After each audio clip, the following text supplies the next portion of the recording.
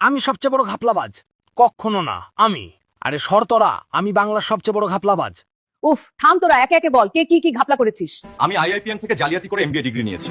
Lips and bounce কোম্পানির আড়ালে কোটি কোটি টাকার এসএসসি দুর্নীতির কাটমানি খেয়েছি। হাওয়ালার মাধ্যমে কয়লা পাচারের টাকা ঘরে তুলেছি, আর সেই টাকায় বাড়ির ভেতর চলন্ত সিঁড়ি লাগিয়েছি। বউকে দিয়ে সোনা পাচারও করিয়েছি। আমি কোটি কোটি টাকার গরু পাচারের টাকা খেয়েছি। মেয়েকে প্রাইমারি টিচারের চাকরি পাইয়ে দিয়েছি। ডিয়ার লটারিতে পরপর প্রথম পুরস্কার আমার পকেটেই ঢুকেছে। ভোলে বিয়ম শিবশম্ভু রাইস মিল থেকে কোটি কোটি টাকা তুলেছি আর দামি দামি গাড়িতে ঘুরে বেরিয়েছি। আমি হাজার হাজার পরীক্ষার্থীর কাছ থেকে ঘুষ নিয়ে চাকরি বিক্রি করেছি। প্রতিটি টেট আর এসএসসি চাকরি 10-15 লাখ টাকায় বিকিয়েছে। 20,000 যোগ্য চাকরি প্রার্থী আর একটা গোটা প্রজন্মের ভবিষ্যৎ রাস্তায় বসিয়ে দিয়েছি।